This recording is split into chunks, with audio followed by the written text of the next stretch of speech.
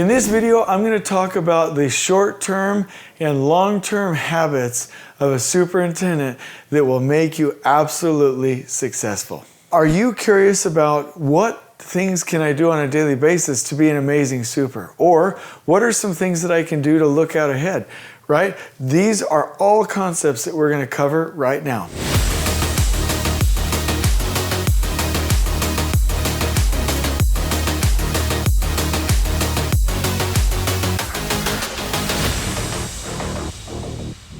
The key for a superintendent is to see the future. That is one of my favorite sayings of all time. So if you're a superintendent, your job is to see the future. And there's some key daily habits and long-term habits that you can use in order to accomplish this very thing. So let's go through them right now. So let's talk about the daily habits. And this will turn you from a broker into a builder. So let's talk about this. Number one, you will study the drawings. And what I mean by study the drawings is about 15 to 30 minutes every day digging in at your desk or wherever you want, or even a plan table out in the field. I remember a really cool assistant superintendent one time had his field plan table, could oversee the site, and was studying the drawings. But the key here is our success comes from our ability to take these drawings, this design intent, and build it in the field. So it's a key builder skill. Now, I want to say something that's really key. You are not just studying the drawings to study drawings. You are studying the drawings because it's going to trigger you to start things, right? So if you're studying the drawings, you could be like, oh, I need this certain type of material. Or, hey, we have a new scope of work that we need to buy out. Or, hey, there's this interface that I want to talk to the trades about. Or whatever the case may be, you're going to read things, study things that need to be sent out to the team. And typically, I'll either send it out by text, or it can be an email, and that's totally fine. I can even take snippets from the drawings themselves, the PDFs, or I'll pull it into a meeting. But your study of the drawings will trigger you to go ask for certain things and to start certain keys of work, and you'll do it through these communication methods. The second one is you're going to be in your schedule every day. And I would also say that you will do this for about 15 to 30 minutes, right? And you'll see in your schedule, right, whatever kind of schedule you're looking at, oh my gosh, this activity is coming, right? And remember, like I said, when you're studying the drawings, you'll start to think of things like, hey, I need those materials. There's a new scope starting, right? There's an interface. I want to go have a conversation right here, and I'm going to send this out through text, email, or a meeting. So great builders also are in their schedule, preferably a tax plan, for 15 to 30 minutes every single day because they're always planning and preparing work. Number three for a superintendent is a field walk, okay? The field walk allows the superintendent to see at the place of work exactly what's going on a daily basis. And again, that will trigger the superintendent to think about certain things that will then be communicated to the trades through text, email, or a meeting. So like, let's say for instance, in the drawings you saw, oh my gosh, the work that we're about to do, it has an end cap above the doorways between the two windows, right? We need to order that, right? Send that out and get that information of those materials and tell your team, right? Let's say you're looking at the schedule and you're like, oh my gosh, we have a new scope starting in about 4 weeks. I need to schedule a quality pre-construction meeting, all right?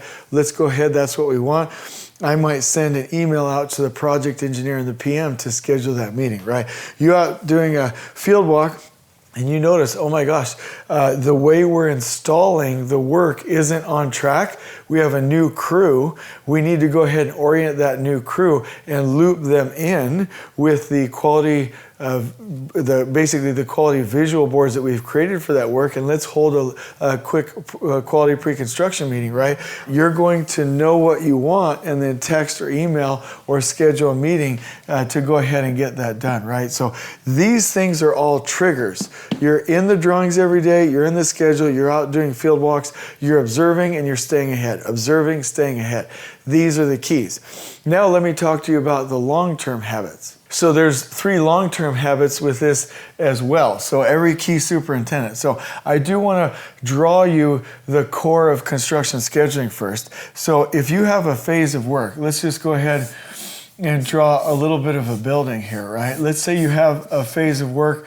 Let's even say it's the exterior. That's a phase that has its own unique zones, right? For this phase, you will have a sequence, okay? And then because the exterior won't be broken up into just one zone, it will have multiple zones, right? You'll see that the sequence repeats in a time by location format or an attack plan, okay? And you'll see this shape starts to form, okay? And you've heard me talk about this before on the Lean Tact YouTube channel. So this right here is the sequence, so I'll put SEQ. This is the sequence. This right here, this line, is called your line of balance, right? This is the speed of your trades as they're going through zones. So these are zones on the left, right? And then you'll have your tack time up here on the top, which showcases the rhythm, okay? So this is how construction scheduling works.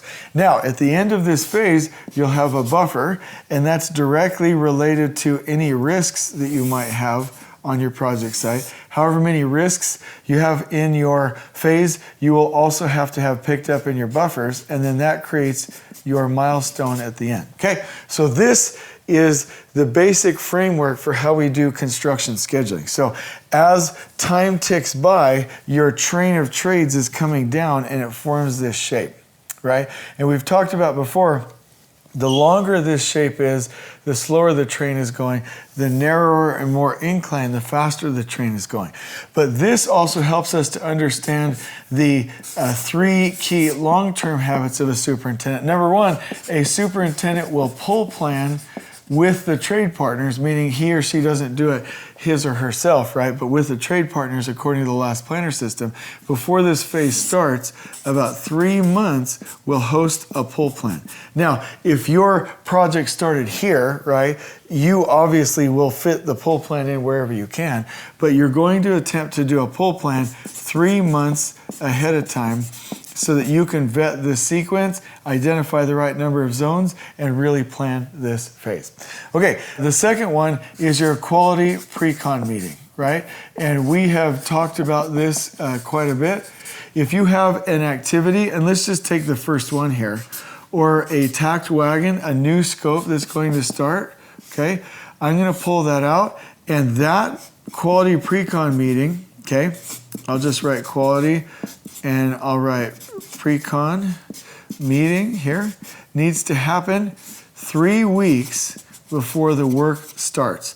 This is where the foreman and the superintendent for the trade partner, actually right here, will go over the plans and specs and requirements, and we'll get on the same page for quality. And this is key. I want you to know that there should be what's called a feature of work board or visual with pictures on how to install the work and bullet points that the crew can use to know how they're supposed to be doing the work when they actually start it. So that's the second key habit. The third one is your look ahead planning, okay? And the reason that I love this image here as well, and I'll actually use a different color marker, is because let's say work has started day 1, right? And you want to look out a week for your weekly work plan, but you also want to be looking out 6 weeks, okay, for your 6-week look ahead, okay? And the key here is you're going to be looking for roadblocks. Roadblocks are things that can get in the way of your tray of trades that will slow them down. So you're looking for these roadblocks wherever these little red dots show up so that you can remove them and clear the path. Now, if you have something massive that's permanent or semi-permanent, that's called a constraint, and you need to move your train of trades around it, right? If you have something on the floor, like let's say for instance, let me give you a good example.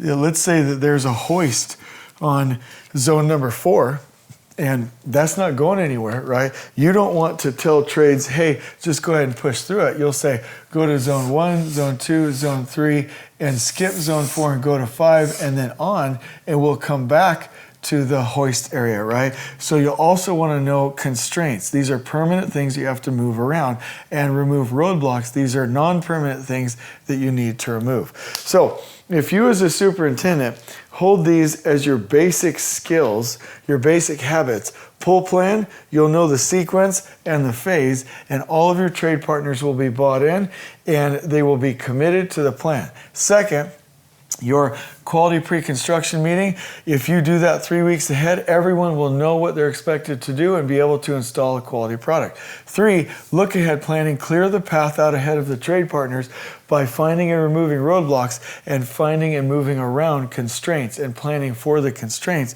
You will be set. Now, as a part of the last planner system, you also have your weekly work planning, you have your day planning, you have your tracking of PPC. All I'm talking about are the 3 main habits.